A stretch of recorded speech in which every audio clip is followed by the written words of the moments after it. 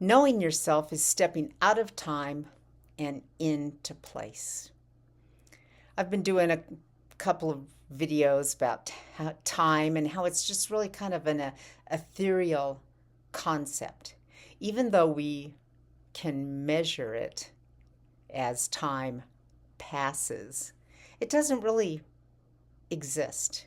You can't like reach out and grasp it even as an idea. But place always makes sense.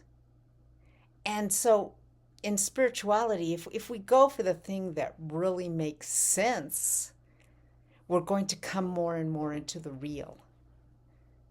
So stepping out of time into place is where you know who you are. And it's the best way that I can think of to describe the experience of figuring out who you are. I mean, you literally step back into yourself, and then you're located at all times. You're you. You're right there 100% in your body. You're not out of your body. You're on the earth. You're wherever you are. You're who you are. All the millions of things that who you are. The things that we strip away when we're studying non-duality, that you are not your ethnicity. You are not your thoughts. You are not your job. All these things you strip away. When you come back and locate yourself, you realize, oh, these actually are the things that I am. I am my ethnicity. I am a member of my family, no matter how crazy or good that may be. I am a person who does my job. That's an identity. I'm this job or that job. That's why when we meet people, it's like, what do you do?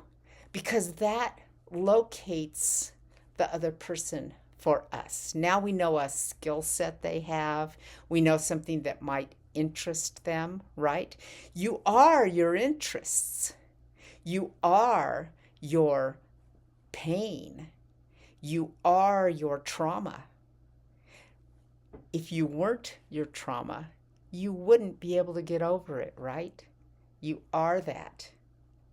And that's why taking it on and becoming it and talking about it is one of the things that heals us from trauma. So always locate yourself. And the first place where you can locate yourself is, where are you on the planet? Boom, that's easy, right? You're at such and such an address. You're in such and such a room of your house. You're outside sitting in a meadow. You're driving in your car. You're whatever you are. That's easy. And sidebar, I am always talking about how easy enlightenment is, and so are all the other true spiritual teachers out there. It's just that easy to know where you are, right?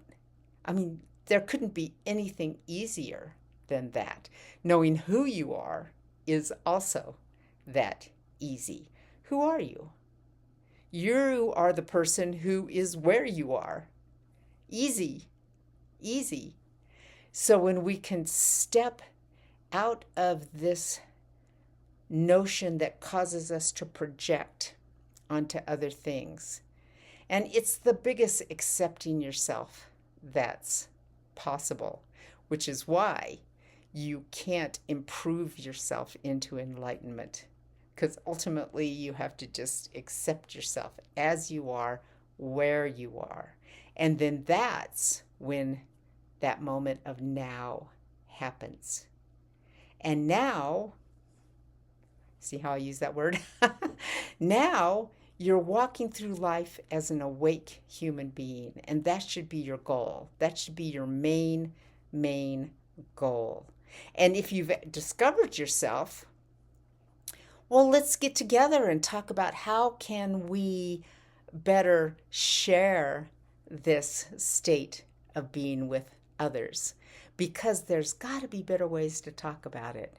There's got to be better ways to step into it and do it. We've been taught that we're not unified. So how do we teach people that they are in unity at all times? It's a big question.